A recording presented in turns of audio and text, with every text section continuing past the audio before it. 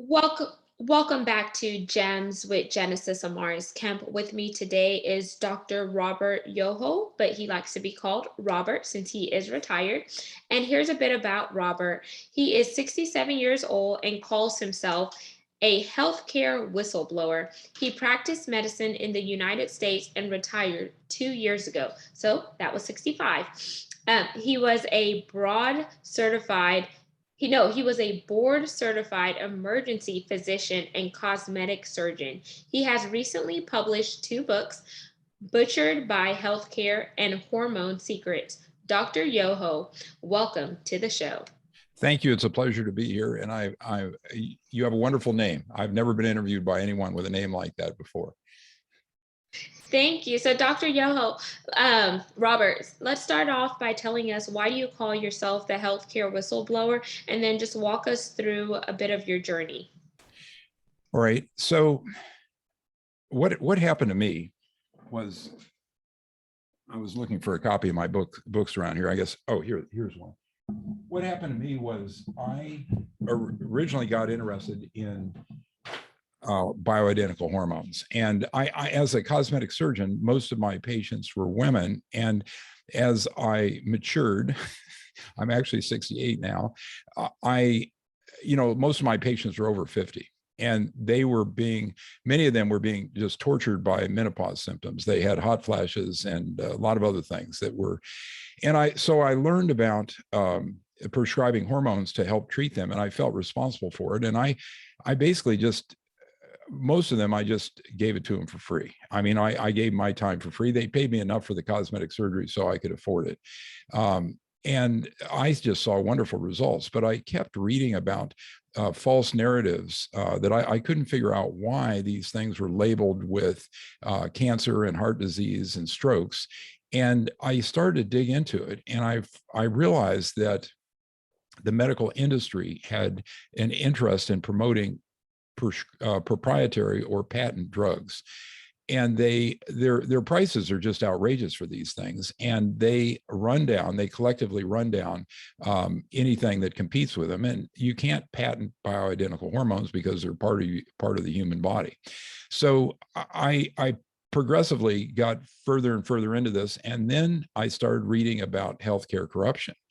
And it was one thing after another, and it became an obsession for 3 to 4 years.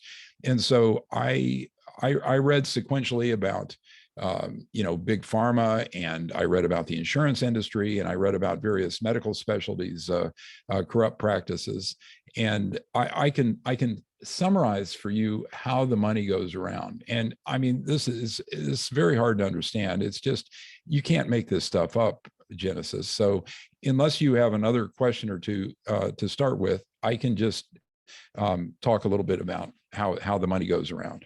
Yes, I definitely want you to talk about how the money goes around, and then I will cycle back and ask you some questions because I want to keep the context there. So, with the best of intentions, we rained money out of the sky on the healthcare system. So per capita, per person, our medical spending became twice that of any developed country. In other words, we spend twice per person what Canada, England, Australia spend on healthcare. And the total is about the same as the entire federal government now. It's $4 trillion we spend on healthcare. The federal government's tax revenues are $3.5 trillion. But of course, they're spending a lot of money that they didn't actually take in. So they're probably slightly bigger, but it's about the same size. And in return, we have gotten a product that is 50% ineffective or actually harmful. And this is not academically controversial. This is, many papers talk about this in the medical literature. And so the size of this thing, just to give you an idea, 2 tech companies alone have market capitalizations, which is the sum of all their stocks, that are about the same as federal government spending. So the federal government is less powerful and less able to regulate this industry than ever before. So pharmaceutical corporations violate more criminal laws than any industry in history, as measured by their criminal settlements with U.S. federal prosecutors. The top 22 drug makers' payoffs since 2004 have their own Wikipedia page of shame, which you can search for. pharmaceutical company federal settlements. And I mean, it's outrageous. I'm going to read a quote from a former Pfizer marketing vice president comparing drug makers to mobsters. It's scary how many similarities there are between this industry and the mob. Obscene amounts of money, killings and deaths, bribing politicians and others. The difference is all these people in the drug industry look upon themselves as law-abiding citizens. However, when they get together as a group, it's almost like when you have war atrocities. People do things they don't think they're capable of because the group can validate what you're doing is okay. That's from Peter Rost's Whistleblower book, The Whistleblower: Confessions of a Healthcare Hitman. And their attitude towards doctors and the rest of us is exemplified by another quote, which I live on quotes, Genesis. Please forgive me for these quotes. But Harry Lloyd, who was a CEO of a pharmaceutical organization who promoted chloramphenicol, a drug which killed many, many children, said, if we put horse manure in a capsule, we could sell it to 95% of these doctors. They stopped promoting the drug only when it went off patent and became less profitable. The other part of this thing that fits into this is the Food and Drug Administration, the FDA, which is supposed to regulate these guys, has been entirely dominated by Big Pharma since the early 2000s, when they started receiving the bulk of their funds through user fees that are paid directly by the corporations during the patent process. After this happened, they started to regard the pharmaceutical companies as clients rather than entities to be regulated. Let's pause there really quick, yeah, and let this digest and marinate. So it sounds like the pharmaceutical companies are getting backing from certain people, and that backing is monetary. So then, versus trying to help people with certain things, they're pushing these pharmaceutical drugs.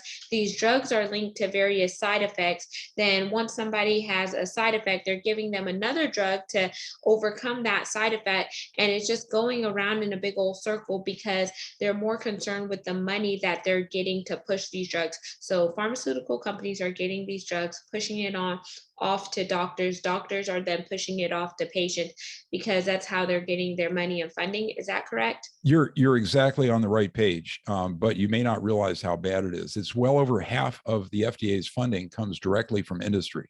It's a $5 billion budget, and when that much money goes around, it can't be ignored. Even something like buying a dinner for a doctor can influence prescribing habits, but when the FDA is funded over half by the drug companies directly, they become essentially a creature of the pharmaceutical companies, and they have to be regarded. We hear these pronouncements by the FDA, but they are actually coming straight from Big Pharma. They have to be regarded as entirely bought off by the pharmaceutical company interests, and we can't rely on them at all. Just like the other three-letter agencies, the National Institutes of Health, NIH, and the World Health Organization, and so on, they are absolutely creatures or bought off by these financial interests, which have very little interest in whether we live or die or feel better. They'd rather produce something that works, but in the absence of that, they'll produce something that doesn't work, and they will sell it through massive media campaign. And now we see censorship in various media forms, which is obviously industry derived. So then, question there, Robert. So when did you dub yourself the healthcare whistleblower? And then thinking about when you first got involved in the medical industry, I'm sure you loved it because you went to school for it. And then at what point did you decide, like, I really don't like the politics and the stuff that is coming from the industry, and I feel it no longer connects with your morals, your values, and your integrity? So three-part question there. Genesis, that's an excellent question. And I did love medicine. I had a great career. I've got my resume is online. You can look at it. It's 20 pages long. And I enjoyed a lot of it. Hang on, let me just put this off. Sorry. I'll just shut this up. Anyway, as I approached retirement, I had a series of problems, which you can read about in Butchered by Healthcare, which is my book. And I began to read more about these issues with the bioidentical hormones. And then I got into step by step into healthcare and all the problems with healthcare, and began to see how I really thought I would find a can of worms, but what I found was a dumpster full of worms.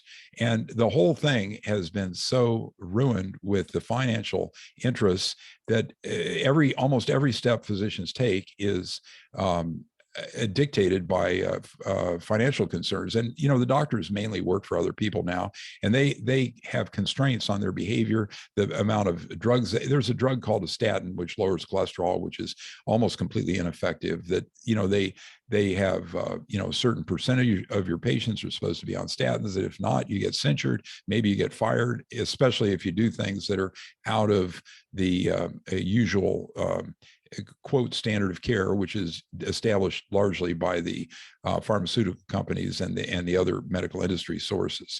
So doctors are essentially sheep, and I'm really quite ashamed of their behavior right now, especially with regard to this pandemic. I think that the truth is not getting out, and it's terrible. Well, there's a few of them that are doing very well, but to address your question, yes, medicine is great. It's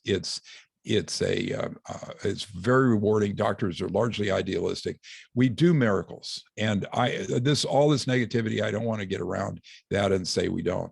And by the way, I forgot my disclaimer at the beginning of the podcast, and I've got to do this because of all the lawyers and all the litigation.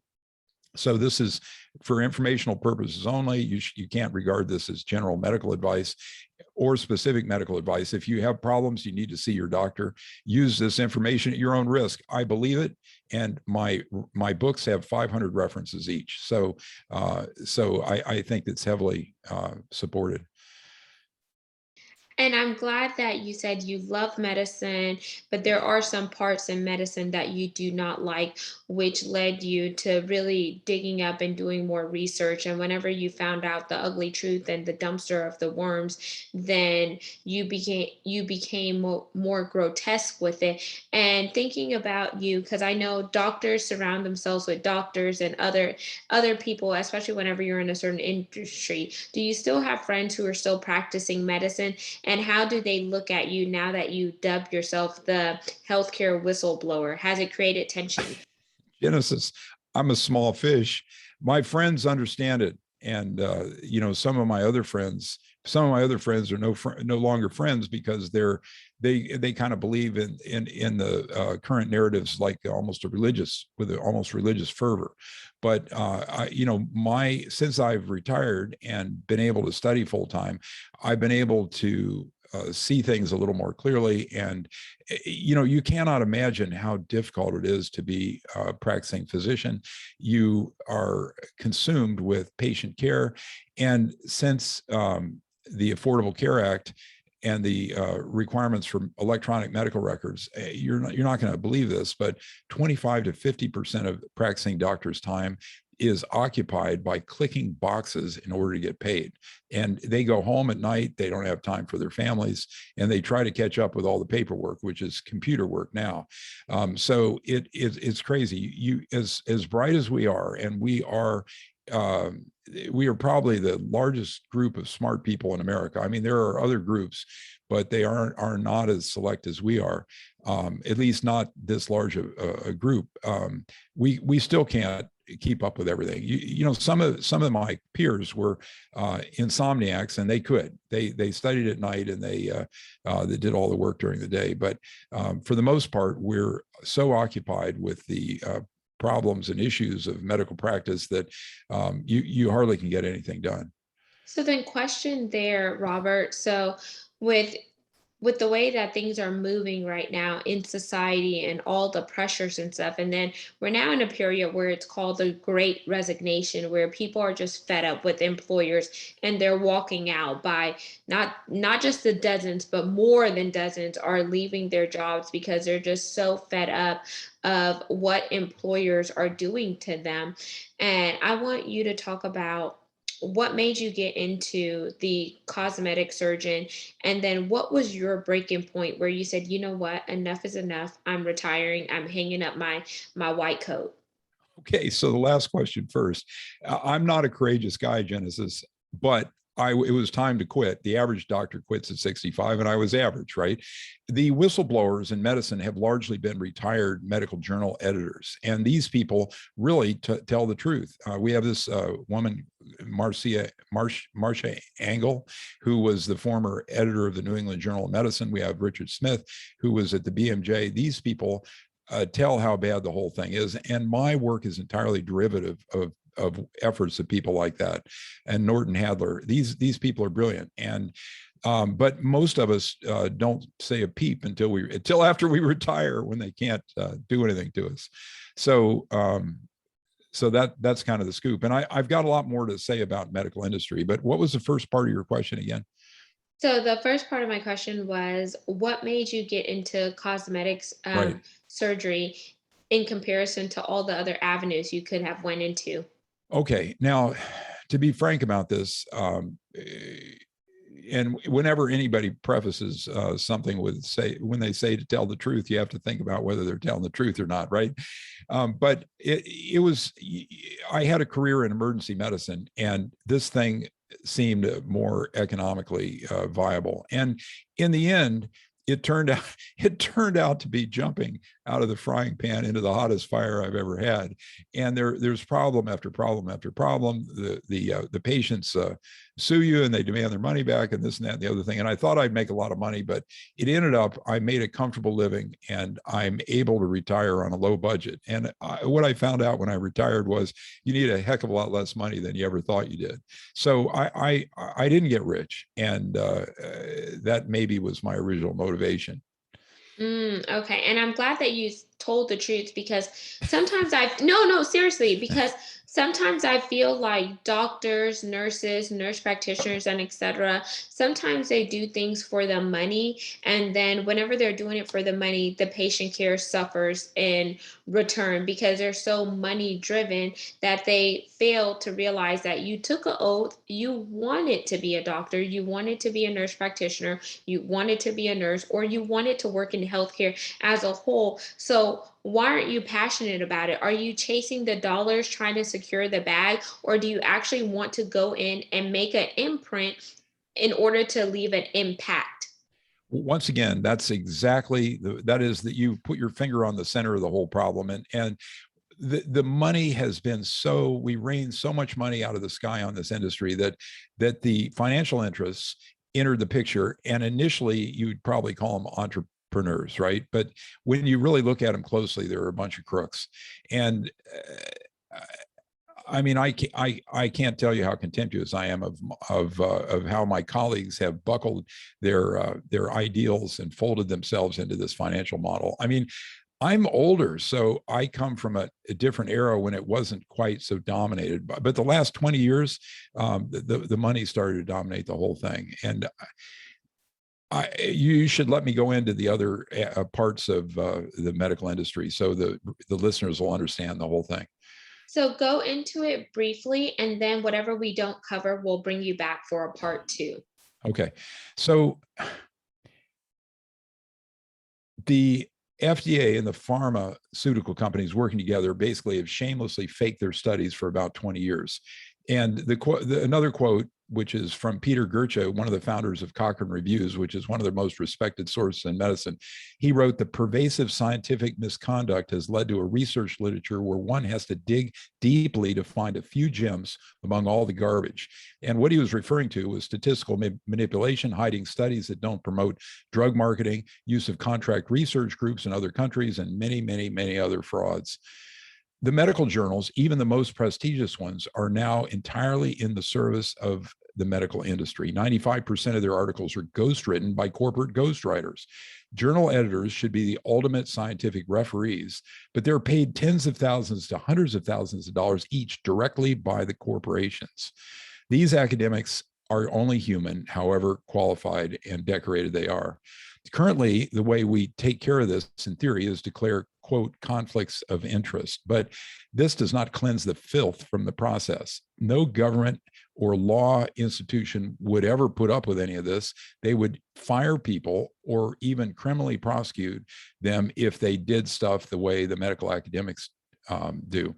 Now, study frauds are everywhere, and a sophisticated observer can easily find study frauds. For example, the sophisticated observers who looked at the COVID vaccine studies found that they concealed, for the most part, concealed hospitalization rate, which is a critical metric. And so one of my friends, I asked him, I said, well, do you think this vaccine works? He says, yeah, it works a little bit, maybe for 2 to 4 months, but I can't really tell for sure because I don't have the full data. Well, when I don't have the full data, I assume that I prefer Nietzsche's interpretation. He said, I'm not upset that you lied to me. I'm upset that from now on, I can never believe you. And these pharmaceutical companies have lied over and over and over again, as their criminal records attest. So that's essentially the nutshell of the medical industry. I mean, it's a mess. And thank you for coming on and sharing your insight and just talking about it and just giving us a little more insight to the healthcare whistleblower that you're dubbed. And I want you to wind down by telling the listeners and viewers who you are, how they could connect with you on social media, and leave us with 1 to 2 gems. And remember, the mission behind GEMS is to educate, motivate, and inspire. Well, thank you, Genesis. I'm at robertyohoauthor.com, and you can pick up half of my books and half of the audio there, no charge. This is not a money-making operation for me. And the gem I want to leave you with is, just because I'm negative doesn't mean there aren't miracles in healthcare. I mean, there are miracles every single day. And I don't want you to go away with this from this session with the idea that no doctor can be trusted and all healthcare is bad. I have examples in my book of wonderful surgeons and other healthcare providers who do miracles daily. So that's my message. And there you have it, listeners and viewers of GEMS with Genesis Amaris Kemp. You just heard Dr. Robert Yoho, aka the healthcare whistleblower, and he debunked some things on today's show. He will definitely be back for a part 2 so we could get deeper into this discussion and we could really understand what is bioidentical hormones, why does he feel the way he does, and what really led him up to his amount of success that he sees today. But stay tuned for part 2. And until we chat next time, peace, love, and lots of blessings. Remember, knowledge is power. Learning is equal to you growing, and wisdom is key. So never forget those things, and remember that you were created for a purpose. You are here for a purpose. So don't allow your light to dim because others can't stand to be illuminated.